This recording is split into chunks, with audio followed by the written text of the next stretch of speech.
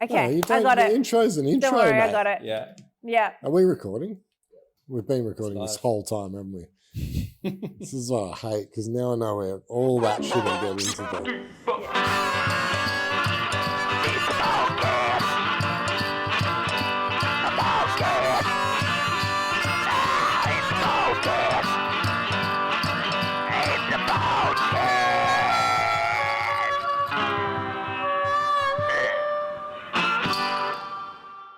Fuck you, Portnoy. Alrighty, welcome to another episode of the Boardcast. We have a guest tonight, Gezza McCallum. Hey. You are the owner of Longevity Coaching, and you have been skating and surfing for a long period of time. So we'll get more into that. Yeah. But first of all, let's start at the beginning. Where did you grow up? Tell us about your upbringing. Melbourne till I was 7.5, 8. Then family moved up to Artarmon. So I sort of hung out Artarmon Chatswood area. And then when we were 14, moved to Quebec because family wanted us to learn French. Which had a really cool skate scene there as well, which was mad. And then back to Artarmon. And then came over to the beaches when I was sort of like 19, just about to turn 20. Why did you move from Melbourne to New South Wales? I think my parents work. Yeah, okay. Yeah. And then to Quebec? Yeah, in Canada. For work again for your parents? No, they wanted us to all like sort of immerse in like French culture and stuff like that. So they got jobs there and we just moved over there for like 8 months. Can you speak French? Can understand. I've been trying to learn again. So I'm listening to French podcasts when I'm driving. Yeah, right. I can understand it. It just takes me so long to conjugate and speak it back. I'd rather talk French and I'll speak back in English. Yeah. Perfect. Yeah. Bilingual, sort of. No, very, very shady on that one. So you grew up kind of in the, like, Artarmon, for people who aren't from around here, is only 15 minutes away, but it's very different, hey? Yeah, this was like a sort of a no-go zone because it was like a mission. It was like a train and then a bus. Yeah. And so the logistics of that were just torture to get really hard to get around. Yeah. Yeah. Plus you just jump on a train to the city and be there in 20 minutes. Different what years were you in Artarmon when you were young? What year would that been? 37 now. That's got to do some maths to look back at that. So the 90s? Like high school? Yeah. Yeah, 90. Yeah. I didn't come here till after. Super close, but it really was different. So different when I came to stay out here. It was just like black and white difference. Yeah. It's nuts, eh? Yeah. It's funny, like I always thought of like Artarmon and Chatswood as sort of scary growing up. This was unknown. Yeah. It's like, going out there, like, how are you going to get home? Like, it was such a mission to get to these places, but it's so close at the same time. Crazy. Right. So what was your first exposure to the surf? Through my uncle. Like they all sort of around like Phillip Island, they'd go down there or somewhere off the bottom of Victoria. But again, it was just so sporadic. Like it was a mission to ever go to the beach. Yeah. I was super like scared. Like I think he took me out when I was 13 and came in crying. Like I was kind of terrified back then. So it was just sort of every couple of months, like you'd go have a surf. So your first proper surf was at 13? Oh, I wasn't very good. Like but the first time you were like really exposed to surfing was we'd go to the beach or like and all that stuff, but it just wasn't. There was never continued enough exposure. Yeah, right. Something I'd always wanted to do, but when it just wasn't. When did that happen then? How far down the track? I started catching the bus as a late teenager over here and trying to surf. But I remember the first time I ever like pumped across the bus with the surfboard. Oh man, it was a mission. And then like once you left the bag on the beach and they stole your bag with the coins in it, you're like, okay, how the hell am I going to get home now? Like, fuck. I'm actually like, shit, there's no mobile phone. No, That's crazy. So did you get introduced to skating or surfing first? I knew of surfing, but I just skated because it was like, that was there in front of me. How young were you when you started skating? Oh, some friends from the area, maybe like 10 or 11. Yeah, okay. So around that. Yeah. It's funny how you talk to so many people, like between say 30 and 50 nowadays. Yeah. When we all started skating was like 10 or 11. It wasn't There's a thing like little. It's not. No, there's pictures of me, like, my wife laughs about it that hard now. Mum has it in a photo of him. I'm on a pair of rollerblades holding onto a lamppost or something like that, like, it just wasn't a thing that, like, you weren't given that. No. It wasn't a thing that your parents promoted. It was, I want to do that. Yeah. Can I please have that? Yeah. Parents like, no, Yeah, we don't want you doing that thing. Pretty much looked upon as a ghetto-y. You're Well, going to be a dirtbag. Parents did not. They were always like, when are you going to, whole life, when were you going to give it up? Like, yeah. It's funny. It just was an unknown thing. Like, it had that association where, it wasn't. I think that's the cultural shift too. Like, that's why a lot of what we've been talking about in these recent episodes is how there's this exposure for little kids, like little tiny kids are getting put on skateboards so young now. It's so different. It's culturally shifted so much. And I think a lot of it was that my age, Gezza's age, even probably Gezza downstairs, who's 28, 29, 10 was about the age to start. Not you 3. didn't see it. 10 No. was a young kid at the park. Like, when you first came in, you were like, it was intimidating. Shit, Yeah, this place is gnarly. Yeah, it was rad. Yeah. That's what I love. We used to love going like early morning or something, to be like, no one's there. Yeah, Like, they're not you there know what I yet. mean? You can like, It felt like you were running a gauntlet. Like, can I get a skate in before all the gnarly dudes get here? It's your head down. You don't want to be a beamer or something. You're just just trying to not be seen. It was really cool. Did surfing have the same vibe? Like, surfing was so fucking territorial and scary when you come to it, like, especially when you don't really know what you're doing and people like paddle circles around you, and like, I see it on the other side now, but like, I guess back then as well, people were definitely like even more territorial than they are now. You get that in some spots. So you think it was worse back then? 100%. Everything's so gentrified, especially around here now. Like, people that have that attitude have probably been shifted out because of house prices and other like you can't factors like that. Yeah, they can't. Look at somewhere like Freshwater. Like, it's just like 1 square meter of land there's worth that much that those people are forced out, and they're stupid if they don't sell. Yeah, you're right. It's funny. You got into surfing at the age I got out of it, and I got out of it because I always thought it was just like, there was so much aggro in the surf in the late 80s when I was surfing. There was so much aggro, and people would like literally want to punch on in the surf. And I was just like, man, fuck this. None of this is happening at the skate park. It was so much more accepting the skate park. Oh, you see, like, Louis took Louis Wood out to surf. He's like, boys, what's up? And you get out of the back, people just like silent looking. That's crazy. And like Lockie Abbott said the same thing. We're like having a chat about it. He's like, man, go out there. And he's like, people just like glaring at me. He's like, they just want to learn. I'm like, and I used to just sit there watching too. I'd be like, how the fuck did those guys paddle onto that wave? Like, how is that possible? You just want to get better. Yeah. If someone's genuinely trying at the skate park, no one's like, fuck off, coot. They're like, people are like sick. You get slammed, they're like, go again. Yeah, come on, try again. Yeah. I don't know. It was always a nurturing place, the skate park growing up. And the surf felt the opposite. I personally, again, my personal opinion, this is not fact. My personal opinion is the surf had the opposite feel. It was always super, no, we don't need another person out here. It's already too many people, like, fuck off. That kind of attitude. Imagine that now then, though. Put another like 20-something years on it, and the volume of people must be with that same attitude. Nuts. Far out. Anyway, how did we get so off track already? That's it. We went down a rabbit hole. It spiraled pretty quick. Crazy. Alrighty, back on track then. Where were we? You were in your teen. Question 1. Your teen years, essentially. Yeah. So, high school, did you finish that? Did you study? Finished high school, like, did 3/4 of a uni degree, like double degree arts science. Sort of wanted to be a meteorologist. Didn't really all pan out. A meteorologist? Every I really loved like studying the weather and like. Every surfer's dream job, right? Exactly. Know when the waves are coming.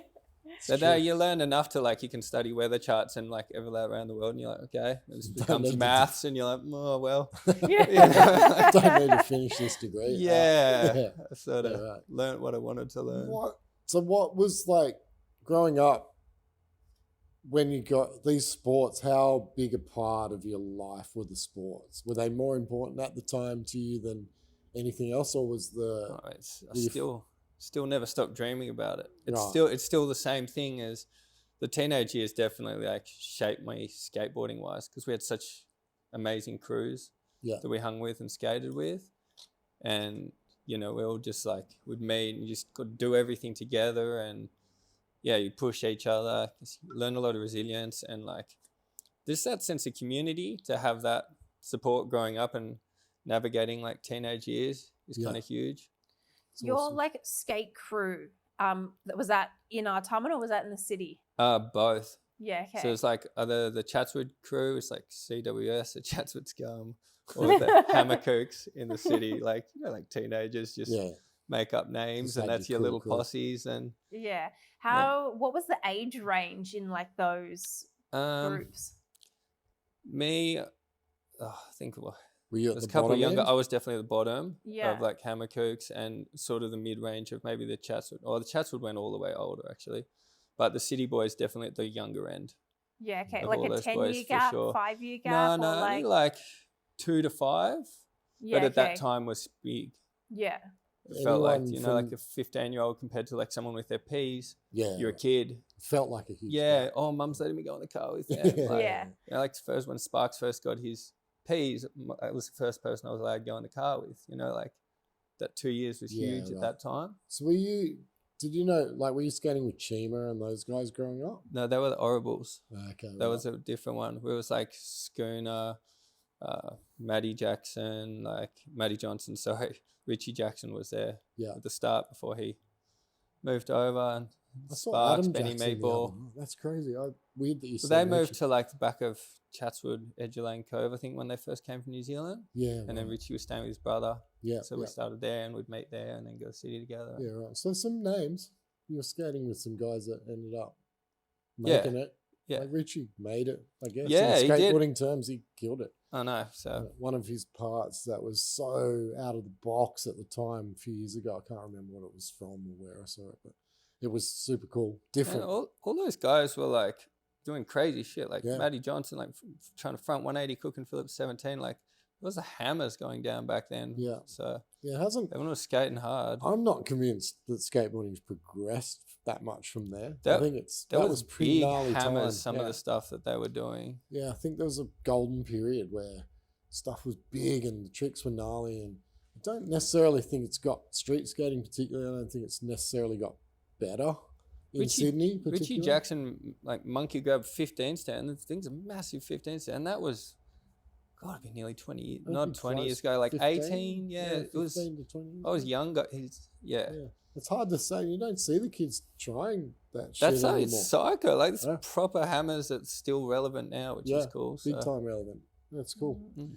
We got off track again. Yep. Oh, well, we got that. Yeah. Next question. You're going to have to run this I'll show. just- You're going to have No, to but it's get it back on the good. rails. Because Yeah, we'll go off on tangents, clearly.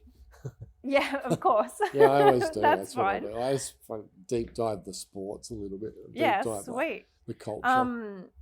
Well, then, when did surfing become a big part? When I came over to the beaches, like I obviously always wanted to be, but then coming and moving over here and having that access, or when after I had my P's and license, and then having a bit of freedom to be able to like come to the beach and spend some volume of time in the water, then it sort of grew. Yeah. It's something like I'd always have the surf magazines at home, I would have the posters, but if you're not out there and like doing stuff enough with enough volume or frequency, it's just a waste of time. It's like step forward, a step back. Not that you're going backwards, but you're never progressing. Yeah. And then actually feeling progression in the surf, it was just like something clicked. Did you Yeah, feel okay. like skateboarding helped your surfing? Yeah, because you're falling on water. Yeah. So you already had no fear. So you kind I of definitely go have out with- fear in the ocean for sure, and I still have it. It's not. Is it fear of? It's not fear of getting hurt. Yeah, yeah. It's just more like it's just very overwhelming sometimes when there's the whole ocean standing up in front of you. That's Yeah. probably scary, Yeah, I bet. but not the actual hurting I yourself. can't bit. remember it. I can't remember. Like I got scared in the surf. Definitely stopped surfing for the main reason before, but there was a couple of times where I thought I was going to drown, and I was like, "Holy shit, the sport's maybe not for me." There's a couple of things that pushed me away from it. A lot of that territorial stuff, but also that fear that Mother Nature's a seriously raw. gnarly thing. Yeah. Like, Especially when the things it's like, oh, it's 1 to 2 foot, you paddle out, and it's like 5. it's double. Like, as You're soon as lying it's- down, but looking up, everything looks big. Yeah, everything Yeah. looks huge when you're lying down. When it is big, you're like, fuck, this is gnarly. And the skate park never gets big. It's just the same size all the time. It Unless doesn't- you choose to add to it. Well, yeah, if you go for a drive somewhere and ride a fucking 16-foot bowl, that's a different deal. Yeah, but or no, drop off It's something. so, that you're so not different meant though to. when you go with those big bowl guys and you're Yeah, like, yeah. God, this isn't recreational, you know? No. Like, they just bomb in, you're like, Oh, fuck that. Yeah, it's totally different. So when did you start like progressing in surfing and then like start competing? Joined, would have been 21, turning 22. Joined Freshwater Board Riders. Started with them. Just like didn't even understand like how you'd compete. You watch your videos or you watch stuff on the TV back then. There wasn't like any internet that you would follow it as much. And then, yeah, started with the board riders and just watching stuff. Then it started popping up online. You could watch all I think it was ASP back then. And Yeah. just hyped on that. Just started real grassroots So board was riders that- level. Was that always your intention, like to compete, or like how did that pop up That into your mind? Did not seem like an achievable dream, but then progression started happening pretty quick. Just sort of like apply the same mindset like you did for skating to that, and you, like anything, you know, skating, you can progress there to there real easy, and then once you get to a certain level, it's like baby steps. But yeah, that first bit of progression gave probably a bit of like inflated confidence, maybe. Then I was like, oh, maybe this is possible. So Yeah. did you have people like around you going, hey, have you thought about competing, or was it an internal thing? You're like, hey, I want to actually give this a go. No, but I was skating with like Bo, like Mitchell back then, and he was still like just starting to come off pro tour. So like I don't know, he had some issues with some sponsors or something, but he was like still like on the cusp of making world tour right at that stage. So I was like, oh, that's what the pinnacle is. Yeah. And like we'd chat about it if we're skating, you know, we'd go skate Manly Bowl or something at night, we'd light it up and just end up chatting, and you're like, oh, well, if that's what that is and that's there, then baby steps, you know? Yeah, okay. So how did you meet Bo?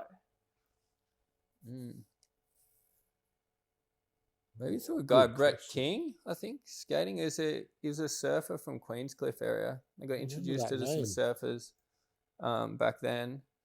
And I think he's come into your shop actually Yeah. to buy a board for his kid. I remember the name. Yeah. Brett, Brett King. Yeah, Does from he- years do you- ago, Yeah, Kingy. yeah, does he have King. a sister, Yep. Ash? Yep. I went to high school with her. Ah, there you go. She was yeah. in my year. So I think it was because we used to do these weird late night skates together. He was Yeah, keen right. down the bowl, and they just sort of integrated with that Bowie. crew. Yeah. Yeah, And then once we Yeah. hit off, it was just like, I don't know, just like straight away, like, all right, sweet, what are we doing tomorrow? Or like, kindred spirits. yeah, Same. There you You go. two, that's funny, like, because Bo and yourself are probably the two most, like, of the 20, 30 years of whatever we've been doing borders, you two are probably the most accomplished skate surfers. Like, there's been a lot of snowboarder skaters, there's been a lot of just skaters, obviously. And there's been a But lot of surfers, but there hasn't been a lot of accomplished surfer skaters. I feel 'Cause like they we've gone normally- opposite with each other, and we're sort of just like, mate, Yeah. where now? Yeah, it's funny. Like that surf skate, like you often think of it as like counterintuitively like they're counterintuitive because one's pretty much a front foot sport, one's pretty much a back foot sport. They don't necessarily line up as well as say surfing and snowboarding and skating. But It doesn't trend. Nah, no way. Like, I don't approach surfing at all like I do skating unless it's airs. yeah, right. There you go. And then, yeah, Good enough. snowboarding, I've though, it's finally been like, proven I just, Yeah. yeah. And then skating, I'm like, snowboarding, I'm like, sweet, I'll get square as, Yeah. block it off. Lock it off. Boom. Yeah. Fuck, So I've been it's like saying it's this an for anomaly. years. And Someone's backing up what Finally, you're saying. I love you guys. Yeah. I've been saying for years they don't really like complement each Nah, other. not They- at all. One's a very loose hip thing and one's locked up.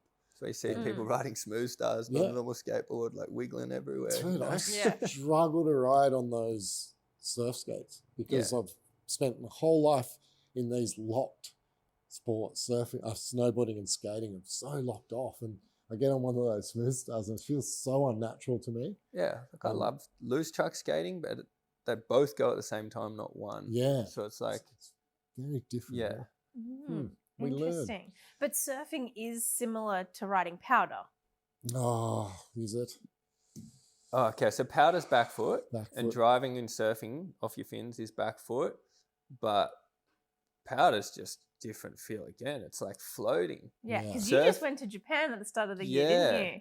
Was that your first time? Yeah, it was just like mind blown. Sick. Do you know what I mean? Like Canada, anything else, like doesn't compare. No. We got pretty lucky late season. Yeah, you guys went Yeah. late and you got some snow. Yeah, we booked it late. It was like Louis' farewell trip. We did Yeah. it with them, and yeah, there wasn't much before, and they had that dump, and I was just The big, No. for me, like the big difference was always there's nothing pushing you in the snow. Like the waves pushing you. yeah. It's like your back legs loaded and you're Yeah. floating, but in surfing, you are pushing against something pushing you. Yeah. Yeah. Yeah, it's you've I surfed. I know, I So you surf. feel But the I've never difference. surfed consistently enough to get good. Yeah, right. Because Yeah. I'm always snowboarding and then that takes the front and like surfing goes to the back burner, and then in summer I go surfing, and then I mean, Yeah. I don't blame you if you're going to Japan like you Yeah. guys do, and you're getting powder like that. Yeah. I was just like, oh, it's just all It's I want. crazy. now. Man. Yeah. It's what I've spent my So whole life good. just gearing my whole life to getting that powder. That's Mhm. all I care about. Like I'm working through winter right now, going as long as I get to Japan, man. As long as I get to Oh, Japan, that I'll feeling work of the going- whole winter. Yeah, like going through like a first track bit of powder. I was just like, It's so Addicted. nuts, eh? Yeah. like, I've been chasing that. I've been chasing that feeling for fuck. How many years now? 40 almost? No, not quite. 35 years. I've been chasing that feeling. I remember I can still picture the first powder day I ever had. It was when everything with snowboarding clicked. You go, oh, right, I get it now. Everything feels right. Your body can get nice and fluid and everything starts to feel right. And you can translate a lot of that back to hard pack and then feel better on a snowboard. But yeah, I've been chasing that feeling so long now. I would have spent $1 million chasing that. I honestly say it's like that drug addict, you have that first hit and you're just constantly trying to chase that again. You just want that feeling back. And I've literally spent a house chasing powder around the world easily.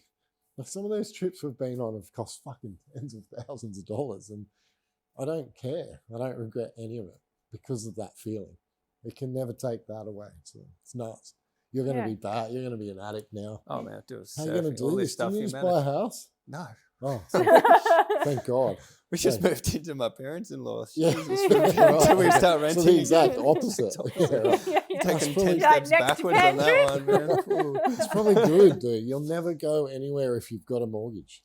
Well, that's why we're having that argument at the moment. I'm like, just want to be financially free. Like, we did Japan this year, got married last year, and then did a big surf trip off it. I just like traveling and being able to spend time on a board. mortgage that's- won't allow Yeah. that. No, and need time on a board for Mm. my sanity. Yeah. I forgot to buy a house. Sweet. I just forgot. I was too busy like trying to get enough money to do that next Japan trip or whatever, and I just never did it. And I fucking don't regret it. Like I'm not in a bad place because of it. Yeah, I'm the same. I'm tossing up whether to go down that road or not, and I'm like, Man, do I just really want to own a house? Yeah. sit down and have a chat to the people who do, and have a look at like they can't go out for dinner. Yeah. They can't. We were supposed to be going on a holiday, but their jobs and their mortgage and everything gets in the way of them coming with us. So now we're like, oh, we're just going on a holiday on our own. Like Yeah. it does change unless you're in Yeah, but some we're job sitting that here- pays fucking $500,000 a Yeah, year. but we're sitting here, three of us. We both have flexible. We all do work, what we want to life. do. Yeah, Yeah, it's and pretty we're lucky. working in the industries that we love, Mm. and so we're very much focused on a lifestyle rather than accumulating money in the bank. Mm. Yeah. So when you were 100%. growing up, who were your kind of influences with snow and I've got snow in my head now. Surf and skate. Were there guys that you looked up to? Oh, 100. Well, depends. Like super young, it was more like the Jamie Thomas, like Yeah, that right. kind of So you're that.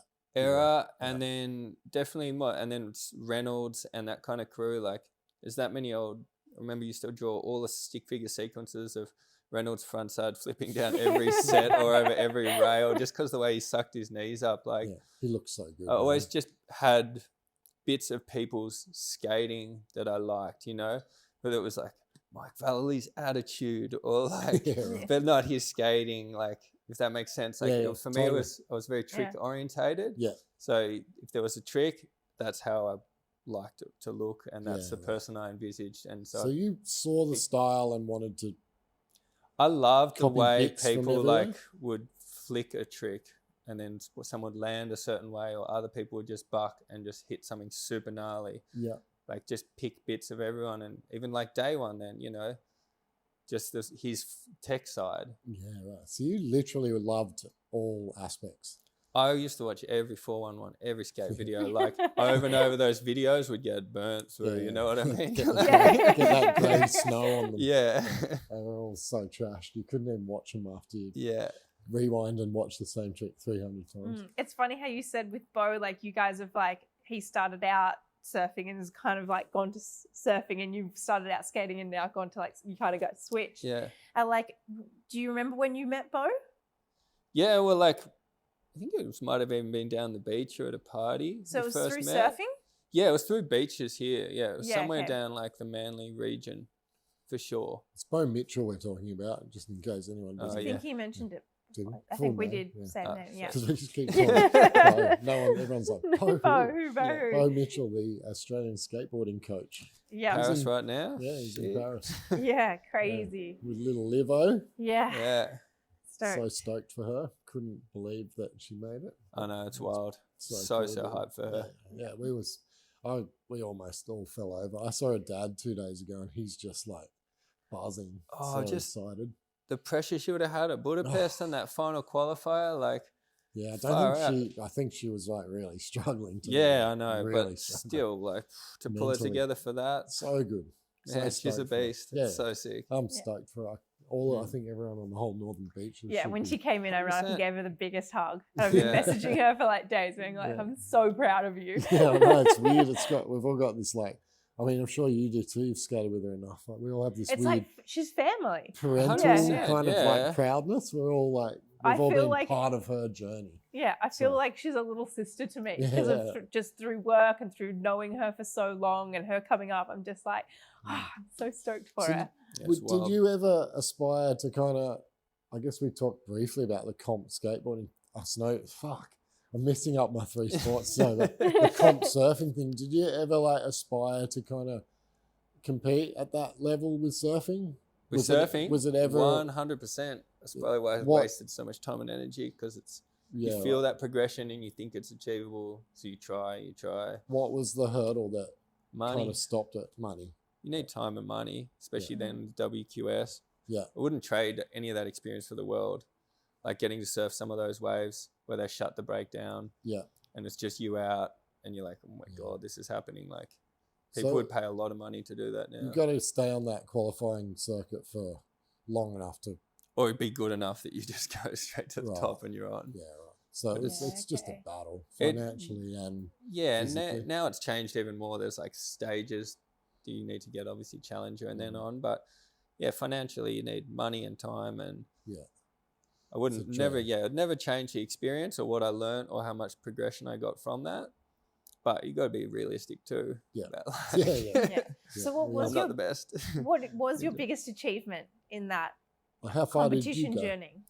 Did you win anything? No.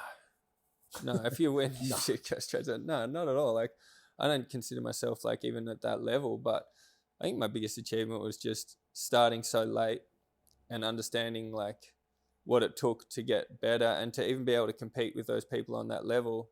For me, that was such a huge achievement to have been able to, perform at that stage, at that level was, I don't know, hyped on all that. What point did that then translate or transition into coaching? I guess you'd learn a hell of a lot, right? So you were prepped, ready to be this coach later. Still learning. I think it's the same thing with like surfing. It's so different to coaching skateboarding, if that makes sense. Like at no point would I ever want to be like a beginner surf coach standing in the water. It's like mindless. You're pushing on someone that'll probably never do it again. And it's just like getting cold in the water for nothing, like zero satisfaction on that. Yeah. Whereas skating, if we do a school skate group and the kid learns to roll in the first time, everyone's high-fiving, there's cheering, like, shit, that guy's going to skate now, you know, like it's just black and white. And then as we get better skating, you're just filming someone, right? Yeah. And like, so it's first push coaching is crucial. It's such a good then thing. And surfing, like coaching, like filming is a huge thing where it's like feedback and filming. Yeah, right. Where skating, you're filming for a clip. Yeah. And skating, you can be there with the kid too. Like you're right next to them. Like it's so much more interactive. Whereas surfing, like you literally push them and you're kind of back there and they're gone. So yeah, it's just a complete different level of satisfaction, I think, as well. Yeah. I don't know. That's just my personal. How did the strength coaching come about? Like what made you start longevity? So there's a guy, Christian Cook, had Fit to Surf in the back of Brookie here when I was doing a lot of competing with this guy, Dan Caron, and he was going there to train. And I went there and I got super into it because I'd had so many injuries skating and everything already hurt by 18, 19, you know, like I had no understanding of healthy lifestyle. Like I was chubby as fuck from like 16, 17. I think I was still about 91 kilos. Really? Eating badly? Eating so bad. 2 liters of Coke a day, chips and gravy, multiple like chocolate oaks a day.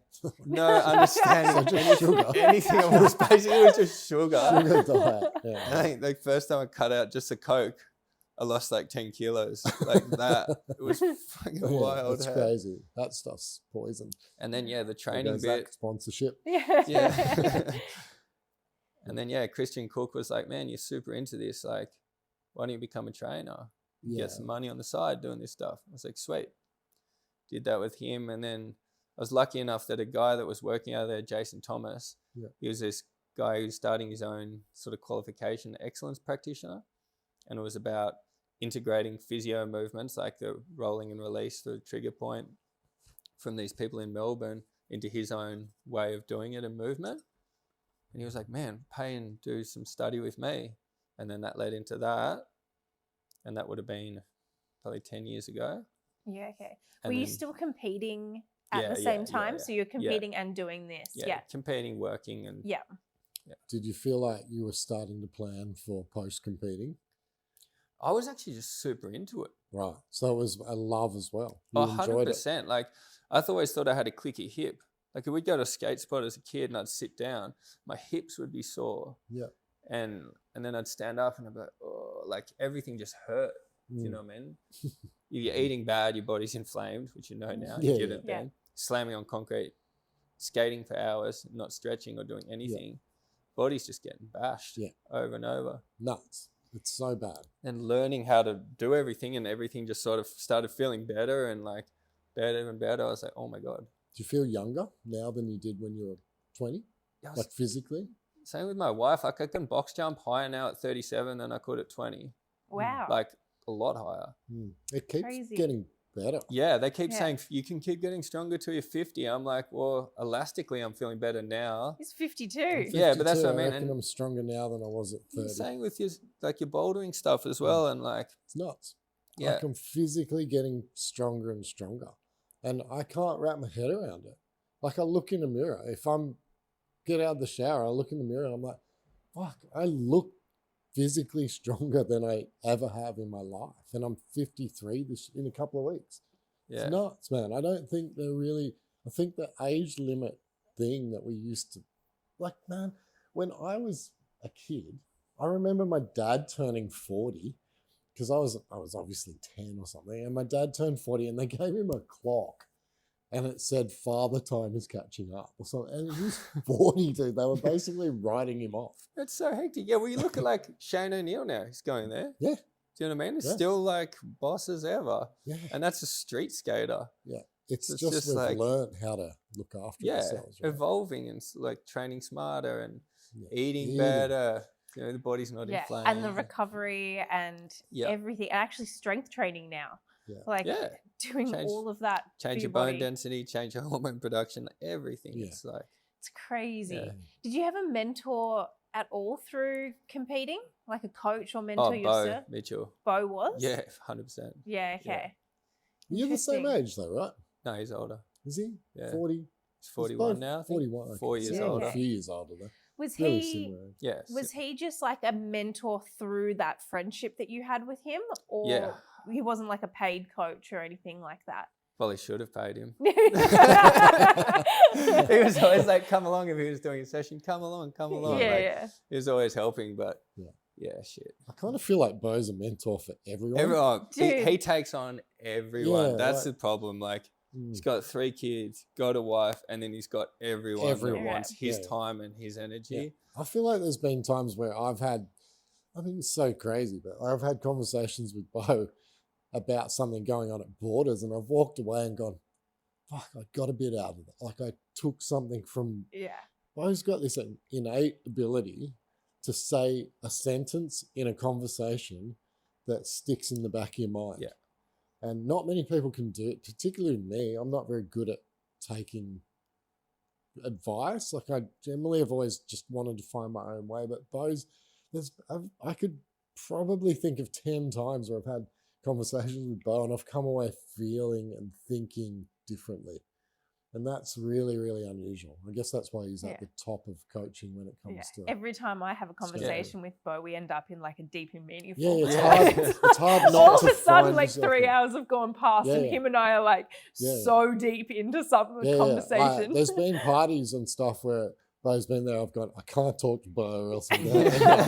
Like I won't talk to anyone else. So, it's That's weird, me. I always end up like, I have but to- and if I'm like, Bo, we're talking. Pretty cool though. It's Like, fucking imagine being amazing. like, that's your legacy in life. Like Yeah. at the end of the day, Amazing, like man. when we're all in the ground, like rotting away, fuck, you've helped that many people. Yeah. Like Yeah, that's- you'll still be that's talked pretty about. aspirational, Yeah. you know? It's Yeah. unreal. He's such a good human being, and I think he's the Northern Beaches and everyone who knows him is lucky to have known him. So yeah, he's that kind of guy. I feel like Definitely. you're doing the same thing in a way, like with all these kids that you're bringing through. Like you're bringing through pretty elite surf kids, right? Yeah, But it's, are you it's the pushing- same style. Like you just, you go beyond that Yeah, physical, like say coaching. Yeah. You do have to take on a bit more, and yeah. so And I it's think very rewarding on that front too. So how- sorry. you go. How do you approach coaching now then from you and like your perspective? Because you're into recovery and mindset as well as strength training and coaching. So like, how do you balance that? Yeah, Matt, just massively, like holistically, really. I'm just trying to be really honest with people. I'm like, there's no point in doing this if you're not going to do this. I feel like the strength training is good because it can cover all sports now through the strength and conditioning stuff. So it doesn't really matter like if you're on a board or not.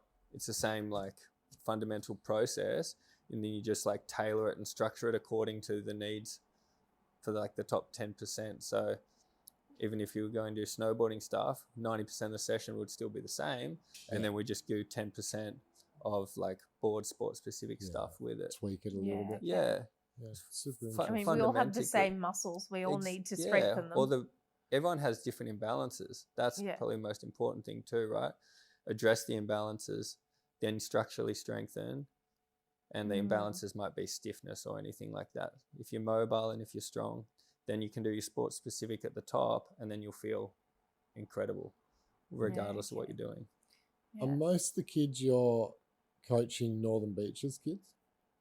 I'm doing a lot down the south coast Yep. at the moment. Have you got I don't have anyone as much. coming through that you think from a surfing perspective is going to...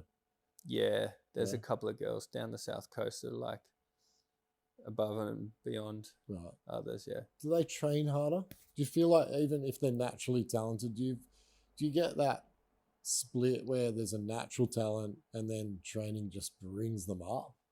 Oh, Or- 100%. And you can see the ones that don't put in the training effort that just sort of plateau.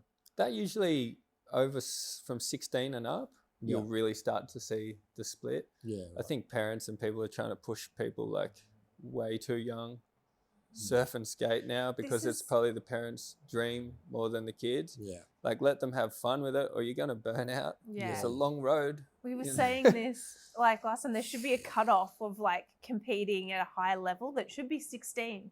Like beyond 16, okay, under 16, it's like too much pressure for a kid. Yeah, we were talking about the Olympics. Well, I was just thinking that some of these like 13, 12-year-old girls are going to be in this street skate Olympics, man. It's nuts. that blows my mind because like you've so much development to do. Yeah.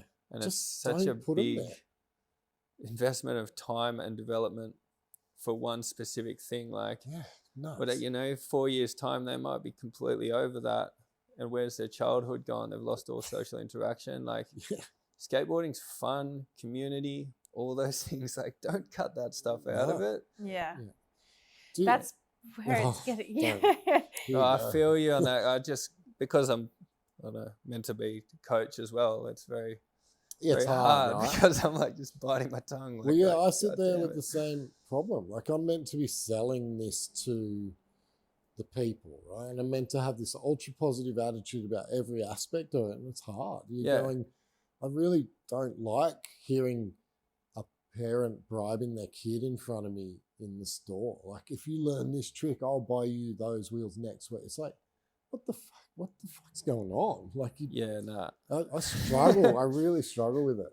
Every time I broke a board as a kid, I'm like, fuck, am I going to get a new board? Like when I was a kid, like, Mum and Dad don't want to put money into this thing. No, my parents never even really saw me skate. They were not interested. That was not a their thing. No. They didn't give a shit. It was, I maybe get a Christmas present skateboard product or beg for money at Christmas so that I could buy something. But yeah, it's just shifted. And I do think there's some negative aspects with the parental involvement. There is some kids that just genuinely love it, that are going through it. And like, I don't want to like blanket it all and take away from that, because you see that and you're like, it's like genuine passion. They're hyped. Like, I don't know, there's like young kids say like Eddie Akers or something, like, we'll shoot him a message on Insta. Oh, I'm going for a skate if you can, because he's just genuinely hyped to be there. Yeah, sick. And like, that's, I don't know. Yeah, and he's never going to lose that. No, it's not parentally pushed. It's nothing like that. But that's what I love about you as well. Like, you take out Levi, you take out these young kids to go skate, and like, you're keeping that culture alive of being like, let's bring up the kids, let's go for a skate, let's have a session. And like, that was the coolest thing in the world. If you're invited in, like, when you were younger on a thing, you're like, don't want to show them hype, but like, you're just silent, but you're so stoked to be in that car or on that. Just quiet. I was always quiet kid too, just like, and I introverted. That's why Levi is the kid he is today. At what? How old is he? Like 7 or 8? No, he's older than that now. He's got to be 9, doesn't he? Yeah, he's 9. 9, but like, okay. Georgia, my wife, we're at a Lambie and he was showing her on the side. The day he learnt to tie his shoelace, he learnt to drop in on a vert ramp. It's the biggest trip ever. We're joking about like a loop and swoop or pull or some shit like that. And then the same day he dropped in, it's like, what the fuck? That's wild. But he is the kid that he is today because of you and Louie and Bo, and like being that, it's also keeping that no culture. One's pushed him. No one's pushed Bo him. would like say he'd come home, he'd be like setting up little like obstacle things off the bed. Like, Bo's not home, no one's asking for that. Like, that's just genuine love of the sport. It's awesome. But that's, I reckon, because he's in and around that old school culture with you and Louie, where like you'd go to the skate park and Louie's like, I'm going to put this on here and drop in, and Levi's seeing that and being like, oh, that's cool. I'm going to do that too. Tells you everything you need to know that the Australian Olympic skateboarding coach isn't pushing his kid into skating. His kid just wants to skate. Yeah. It tells you everything you need to know as a parent if you're watching this. The kids that are screaming to be that next generational skater, their parents aren't pushing them. Their parents are just supporting it. There's balance to them, because the kid can have a life. He can hang out with his friends. Like Levi plays rugby. Yeah. Like, what's going to happen, to those kids in 10 years' time? Like I was saying, like, if you lose your social skills, if you don't have all that stuff, you can't just relive that time. Nope. Can't be in your 20s trying to learn that. Like, look what happens to child actors. Yeah. All those kids, Yeah. they That kid off all, like Home Alone or whatever. Like, where are they Yeah. now? Where is he now? Oh, Yeah. mate, the whole lot of them, there's been like 2 success stories in 50 years. All of those kids, they missed their childhood. They're too exposed to the wrong shit at the wrong age. So, yeah, I don't know. Don't push To your kids. get back to that question, that's what I tell the kids when I'm coaching. Obviously, like, I'm very goal oriented with people. If it's like a trick or something that they want to learn, yes. But like, okay, are you treating your body right? Are you doing your schoolwork? Or are you going to get a trade? Like, there's always... What's your backup plan? Yeah. Have a Yeah. backup plan. Make sure it's balanced. Make sure you're taking time out, like we were saying, for recovery too. Like, I just use myself as an example. Like, if I knew back then what I do now, far out, you'd be unstoppable, you know? Do you struggle with it still? Like recovery time? Do you just desperately want to be on a board? Yeah, I've pushed it through every injury. Like, I currently got a broken toe and I can't flip the board, but I can ollie now. Sweet. It's ridiculous how I really struggle with that. Yeah, I tell people to stop, but I don't do it myself. We always talk chill. about injuries on this. What is your list of injuries or What's your your worst worst injury? Broken back. Broken That's back. 2 in a Bad row. one, yeah. 2 sets in a Wow. row, broken backs. Maybe 4.5 years ago at South Narrabeen, it was kind of a big day, just flipping underwater, and then you relax when you're flipping underwater, and the forehead hit the sand and my heels hit the back of my head. And I was like, oh, that's a bad one, shit. So just drove straight to hospital. Drove yourself. You're in shock. You can drive yourself pretty much most places Yeah. when you're like that. You So get you- it done. Underwater scorpion. Yeah. Holy Back still shit, doesn't dude. middle. Back still doesn't bend. With the pressure of the ocean. T12 vertebrae and then 4 discs below it. Crack, crack, crack, crack, crack. Just the discs after that. Fuck, you got lucky. Oh my God, so lucky. Because there's that electric, you feel that electric feeling through the body and you're like, oh, I'm fucked. Yeah, right. So, Man. whoa, did you crack all 4? No. Or just- T12 vertebrae. Yep. Just like the fracture down that. But the 4 discs, you got like Yeah, they all. Yeah, the okay. discs did the herniations Yeah. below that. And Oh. one herniated disc is painful. Yeah, you're nothing. Like, it's just like a rod's been put through your back. Wow. That Oh. was a bad one. That's a good one. And you drove Yeah. yourself to hospital. You're in shock, so you're pretty good. Adrenaline pretty just crazy kicks in. when- Yeah. I'm fascinated by what the body can do. It Like, was- I know that my story is nothing compared to Oh, a broken it's back, the but same. like, Pretty good. I dislocated this and popped my ACL, and everyone's like, "What?" I'm like, "I walked to the medical center. I walked Yeah. down the mountain." They're Yeah. like, "What?" And I was like, Yeah. "Yeah, I just held my wrist So and I You know, walked on it." I went home, had a shower. Last time I did this, because I'm like, it's going to be a long time in hospital. Shit, I'm going to change clothes. Had a shower, just holding it like this, going, oh, fuck. Because you know it's going to be a long one. You're like, Yeah. you got to ride that shock out while you can. Yeah. Because when it stops, it's like, oh no. Yeah. Adrenaline's awesome. I It gets did you through not it. feel my Mm. ACL pop because I'd just broken and dislocated that. So I didn't even feel my ACL, no Mm. pain. It's nuts. It's nuts what your body can do to get you through a critical Yeah. situation. 3 weeks ago, I did a turn surfing, came down, and that long toe, the second one, as I came down, the whitewater hit it up and it dislocated it there. It was vertical and then snapped sideways. And you're in shock. You're looking at it, oh, I got to get this wetsuit off quick before that. Because you know it's going to start hurting. Yeah, it's going that way and in half. You're like, oh, this is not good. Oh, God. Far out. How many injuries have you had? So you can't ask a MCL. skateboarder that. Ankle, foot, You go both up the wrists, body. shoulder, back. Yeah, I don't know. Just a How many few. wrists have you broken? Ooh, Just 2? Just 2, Really? left and right. That's pretty good. Yeah, and they're like recent, like no wrist childhood. It's Really? always like you just take the elbow. Yeah, that's pretty impressive. Just For a do, skater like- to only have done their wrist twice. Oh, yeah, one was like just the volcano at Mona with Kai, just doing a stupid follow line together, whip out. Oh Yeah, no, right. and then one surfing. Yeah, right. Crazy. When you think about, I don't remember, he's not dead. Dean Parsons. Yeah, I still His speak wrists, to Dino. his wrists are like Mr. Burns. He's, They're so fucked. he's a ragdoll. That Oh guy my goes God. that hard though. Dude, yeah, he goes Look at so his hard. recent stories. But- Just Oh, gnarly. He's had so many busted wrists. That's insane. I remember a period where he was just in a cast for like he's 2 years. his skating's going up and up Yeah. still though. Like Hey, his he's last like clip, my God, How old's Dean now? 30, 38? Ooh, 37, 38? 38. Yeah. Might be 1 year older than me. I think 38. 38. yeah. Yeah. Yeah. And he's still getting better. Oh yeah, his last clip was just like, oh shit, Mm. big flip out of back tails, Yeah. like It's getting crazy. Yeah. And how are you still pushing? And he's not, to be fair, he's not following everything it. you coach, he know. does not do. There's But, no, he's still You got to have this- anomalies. Yeah. And he he's can be that one of them. anomaly. He still smokes ciggies. He Yeah. fucking eats shit food. He used to come to work and eat fucking pies and drink the most. I'd be always like, His diet open the is not fridge. good. When I'd come into the print shop and I'd open the fridge and I'd be like, what the fuck are you eating? Like horrifying food. And he's just a freak.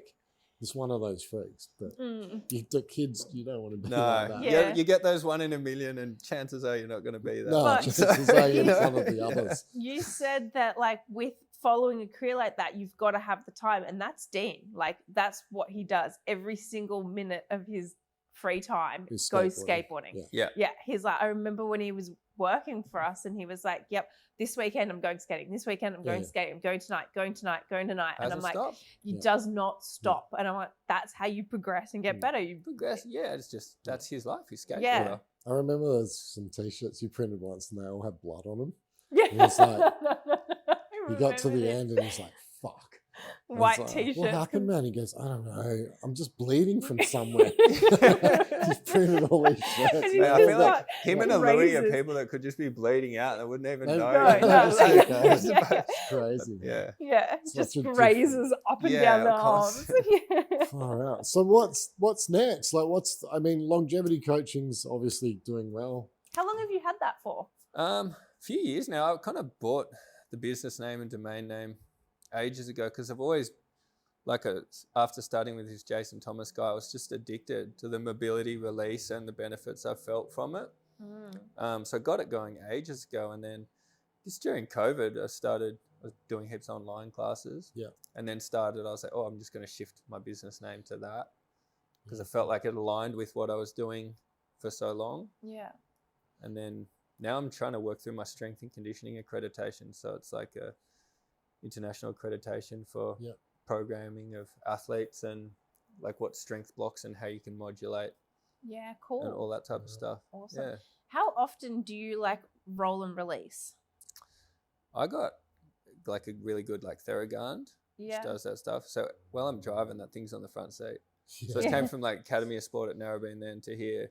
That's 20 minutes of the gun. That's just Savo. Yeah. And then So you're- Yeah, and if I do a 6 a.m. or a 7:30 class, I just show the rolling technique. So incidentally, yeah, I just doing do quite so a lot. much. I'm on my feet 9-10 hours a day. Yeah. Yeah, okay. So it's just integrated into my lifestyle. So I'm very lucky like that. Yeah, okay. You don't have to put time aside for Yeah, if you're busy or you're sitting down and get a gun, just sit there all day. Yeah. right. I just wake I up need to feeling do loose. more. I just remember when when it's in Liv your and line of Justin used to sight. bring theirs in, and I'd be like, oh, can I use it? They're so good. Liv's a good example now, right? Like I rock up at Mona. Hey, you got the rollers in the car? Yeah, sweet. I bring the rollers over the ball, and people are rolling. It's Yeah. mad.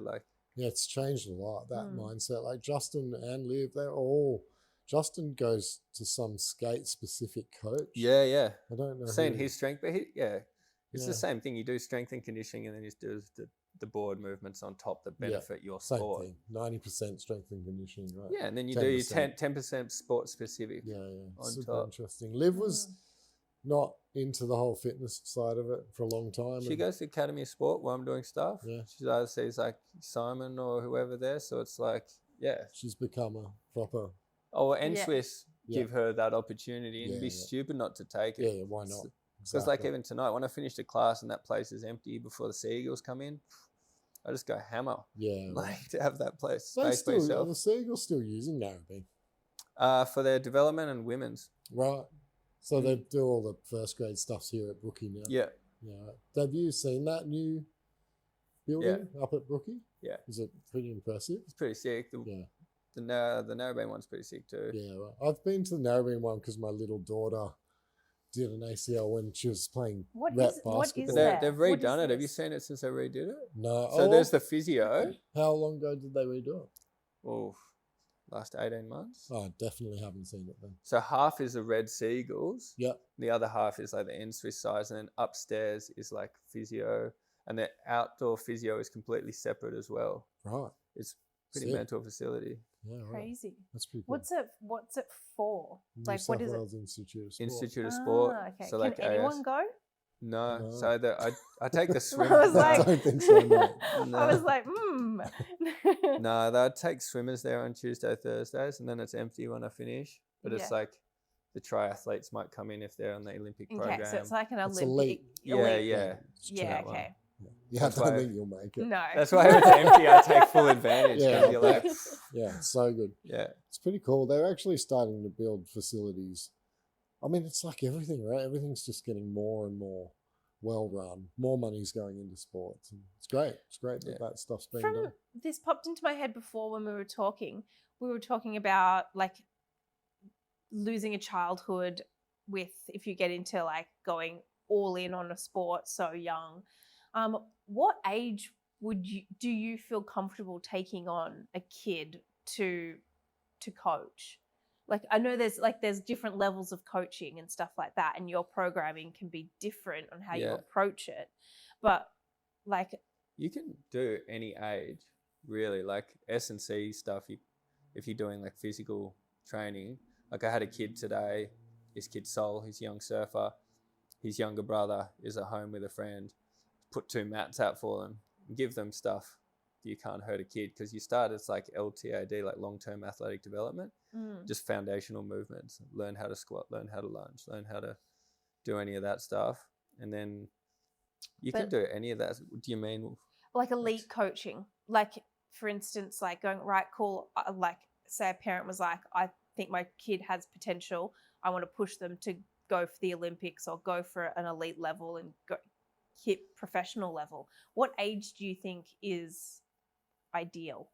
Oh, that's hard because people are saying like Surfing Australia is like, oh, people can get touted with their talent ID program, you know, from like 12 to 14.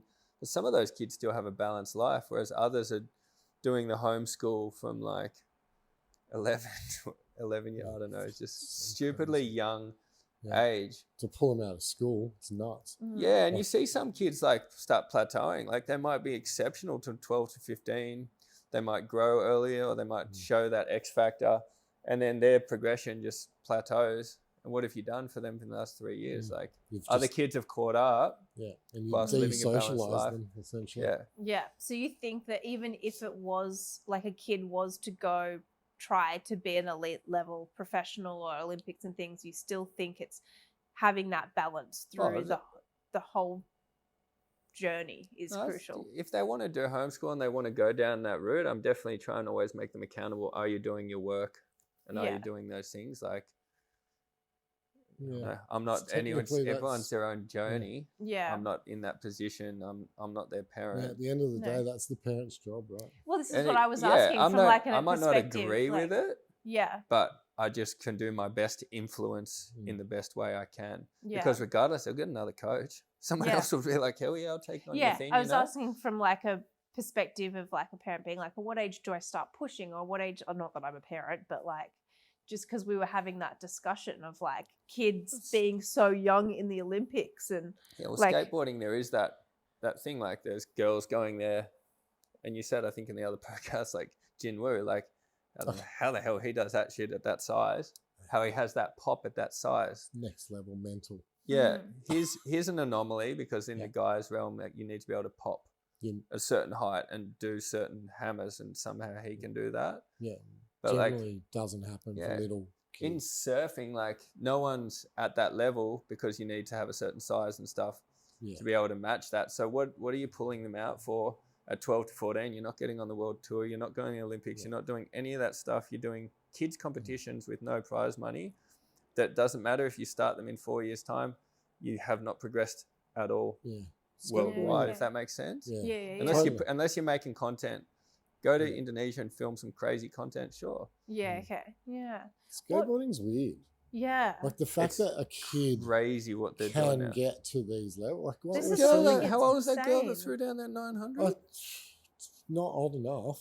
I was tripped out. Is she like 10 or something? Yeah, like I don't know if she's 10 or 11 or something. But it's she's super young. It's like barely double digits. And I'm like, what is going on?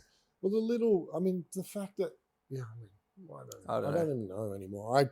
I'm too scared to say anything because I cop so much abuse every time I say anything. I think like to answer that question, like yes, well in skateboarding they can actually achieve those things by that age, whether that's right or wrong or it's their desire or the parents' desire, they can actually achieve that. So going to the Olympics, it's a trip that's even in the skateboarding's in the Olympics.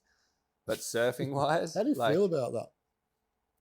I don't know. These two sports, your two sports being Olympic sports, because they were never even. I understand surfing maybe more because it's just, I always felt like it's always competitive. been this competitive establishment. Yeah.